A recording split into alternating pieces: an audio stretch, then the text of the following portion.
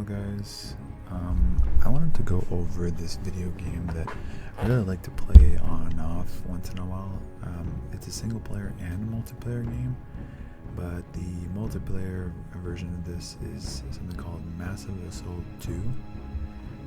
The one I like to play since I don't really have anybody that I can play with, and I'm not really that much of a strategic mastermind, so I kind of get sorry. So I get beat up a lot in this game whenever I tried it way back then, a couple of years ago, when the online scene was pretty big. But anyways, this game is kind of like chess, but made into a military game.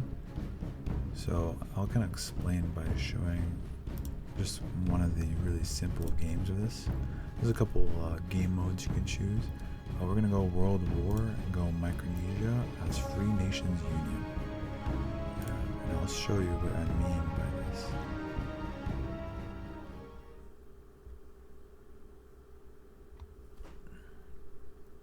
As you can see, there are a couple phases to this game. The first stage is the disclosure phase. You disclose your state. Usually if you play like normal settings, you always have the exact amount of states or cities as countries as they called as your enemy. So as Free Nations Union, you start second, whereas the other ones, the FNU start sorry, not FNU, I keep forgetting their name, but they start first. They have the advantage of starting first, just like in chess where white always moves first. But the thing is, as FNU, you have the advantage defensively of knowing the first kind of countries that get disclosed. That means if they disclose improperly, you can surround them or send in backup. But we're gonna just have the disclose phase of our own. There's a couple things you can go here. First, ground units, the bread and butter. C units, which we're not going to pick for this game because if we pick C units, we're going to die. And miscellaneous units, like defensive units like turrets, bombers, anti-air trucks, anti-attack helicopters. For this phase, because of how it's structured, we're going to go 4 turrets and 1 rocket launcher. The reason why I'm going this phase is the only way that these guys can enter my borders territories is going through, if I press control here, going into here. That will force a guerrilla phase, which will give me 4 points, which will allow me to get another rocket launcher and kill their push. The only weakness I have with this setup is the fact that if they disclose phase back here, I am dead. The only thing I can do is disclose here and rush in and try and stop them by forcing an engagement on this front as well. But other than that, there's literally nothing I can do if they just decide to disclose phase right behind me. I'm gonna bet that they don't have a ally here, but if they do, this is gonna be really messy. I'm gonna end my phase just like you end your turn in chess. And just like they predicted, they decided to invade me. As you can see, each of these have their different hit points and different attack values. Tanks on both sides both do 2 damage, and they can also move 2 points. Oh, okay, well I'm lucky here. This is turning out to be a good game then, because what I can do now is drop down another rocket launcher. And I'm going to disclose phase here from my guerrilla phase, which allows me to both put down reinforcements and attack first, which is very important to note because this allows me to destroy this tank, which means I get back my indemnity, my treasury, which allows me to put down 2 more these turrets to stall this attack. I'm probably going to have a constant stream of tanks moving in because of this, but that is fine. Because they can't fully take my country over now, because I always have these 2 rocket launchers that can mow down 1 tank in 1 turn.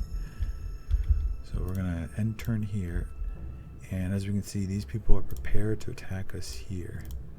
what we're gonna do is we're gonna stall them here. I'm gonna put 2 of these here. Yeah, they can take down one of these, but that's fine. I'm gonna put down a mortar which can attack 2 turns front, or so 2 range. It has lower hit points and only moves 1, but it can fire over these LAVs, which are disposable units, to take the brunt of the enemy's advance. And I think he's gonna move here to kill this guy here. Let's see here. What is he gonna do here? Yeah, they're still trying to prep a push here. Oh, they didn't move. This is really awkward, I guess you could say, because this means I can do this and do this. So I can kill a tank in a turn, and to do much damage that the next turn I'll be able to damage this thing right here. And as I suspected, they decided to do what I thought they would do here. But as you can see, I can just keep pressing the advantage here by pressing down on them with turrets. I'm probably going to win this one simply because of the fact that they can't defeat me here without support from here, because I have a solid defensive line and 2 rocket launchers. In fact, if this was a human opponent, I would have to go LAVs, because if he was smart, he would decide the moment he sees this turret line, he'll just move all of these guys over here, and because turrets can't move, they would block me from advancing into his territory and allow him to deal with this threat here. But since it's an AI, they're kind of stupid about their attacks. They'll just keep attacking especially when they see an opening here. So we kind of don't have to worry about that. Next turn, I'll probably start putting down LAVs to pressure from this side. But for this turn, I am going to put down some more turrets just so I have extra range. Here we're going to do a tank, because we want to do more and more damage in this front and force them to commit these tanks here. Because if they don't commit their tanks to our offensive here, then we can break through and force them to have no treasury in this country. So we'll have 2 countries of treasury, whereas they only have 1. And all they'll have to depend on is their guerrilla phase to push me out. And if they can't push me out, I win. Simply because of basic economics. I have more treasury, which means I have more units to pump out, whereas they have less. There's ways to stop this. For example, if they had a hidden ally here instead of here, I would still be able to survive, which is why I put those rocket launchers there, because of the fact that these are trees. As you see here, these are highlighted in green. It means that if they put down tanks here, or any kind of other fast moving units like heavy bots, they would push in, but they can only move 1 space per turn because of how green tiles work. Any obstacles like green tiles, orange tiles like here, like this desert, you can only move 1 step per turn because of the movement debuff. There are ways around it, like using amphibians, but they're not really cost effective unless you have a swarm of them. So, and since this is Macronesia, where you have multiple small countries, you kind of have to use your resources as well as possible.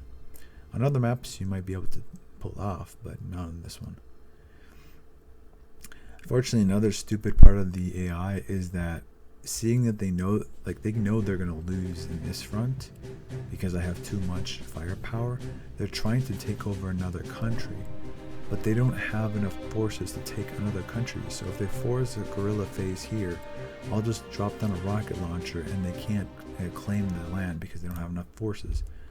Like, they'll push, but because they're putting all their resources into a dead push here, I will be able to conquer this country and then push into the last country while they're still trying to capture this neutral country.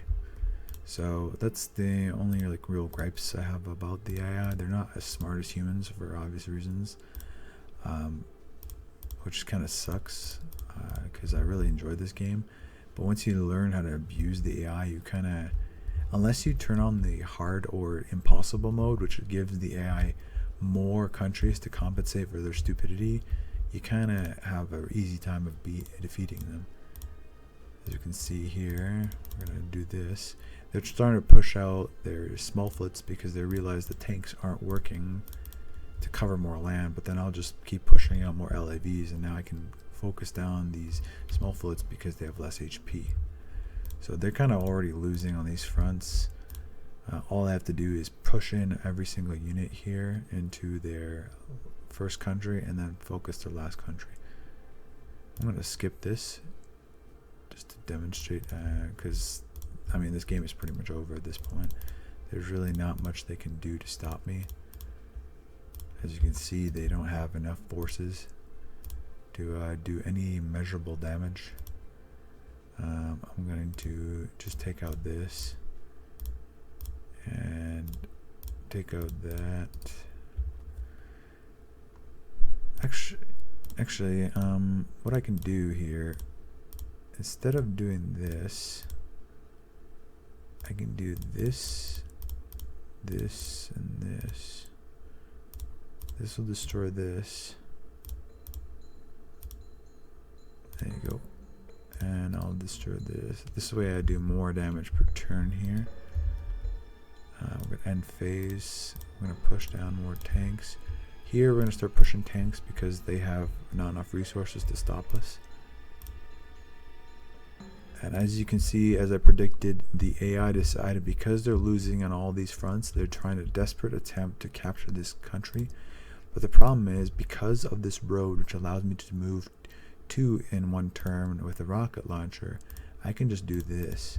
So as you can see, if I hold shift, this will damage me next turn. I can just move here, and the tank can move 2 turns here, but then I'll just kill it the next turn, and then they can't capture this here. And I'll just keep doing this and stalling them while taking out their units. They might be able to force me to die here after 3 or 4 turns, but by then I'll have captured this country, which will give me enough indemnity to push out heavy bots into their last country, and then push in with every other unit I have, or push out helicopters and jump over there, because they're going to try desperate defense here as well with small fleets to stall me. As we can see here, we can just go here, destroy this, do this. Actually, in fact, what I can do here is just do this.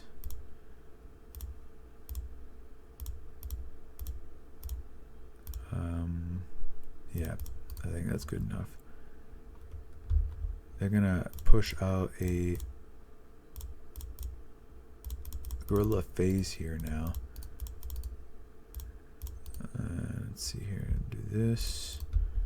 Yeah, so they have no way of recapturing their land because they have to kill 1, 2, 3, 4 units in one turn to get their treasury back online. And the problem is the guerrilla phase, as you can see, only gives them 4 points of units. So at most, they can do 3 to 4 damage to 1 unit. So they'll probably focus down this unit here and kill it in 1 turn.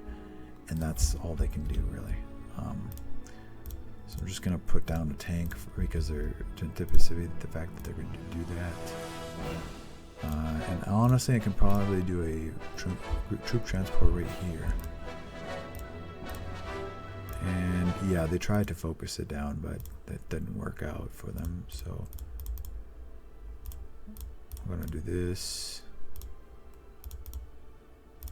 And we're going to start pushing out these guys.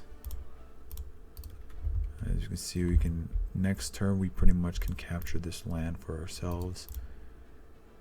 What should I do here? Actually, there you go. Yeah, this is what I'm going to do. So destroy this in 1 turn.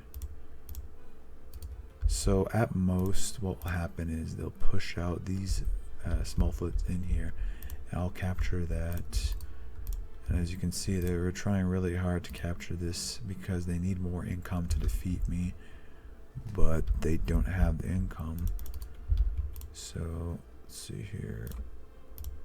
And mind you, I'm actually not the best player at this. The Massive Assault community, I think there's still a few people who play it, and all of them are like Grandmaster chess-wise at the game. There's a tournament or two that they do, I think, 1 or 2 months ago that was done. I looked at it and I actually learned a lot of this stuff that I do on this video from that and playing this game. And I'm sure even then I don't even know the full scale of this game, because there's still things you can pull off, like you can chain transports to move a whole convoy of troops in one turn. If you properly set it up, you can have like 12 movement points in one turn of troops in a naval transports into somebody's area, and then the next turn you push out a fuck ton of units. Let's see here. Actually, I'm gonna move this one more turn up. This way I can do this.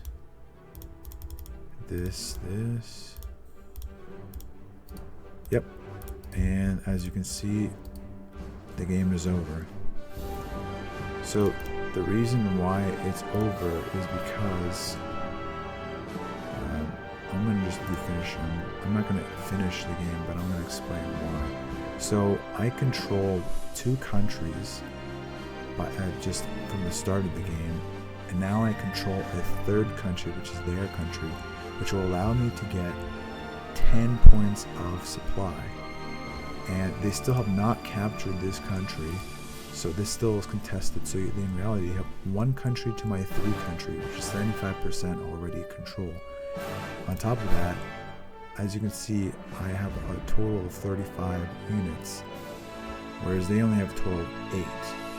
So if I get another 10, that will signify that I have 100% control balance-wise, because I'll have more than 40 units to their 8, which means like if you times 8 by 4, you'll get 8, 16, 24, 32.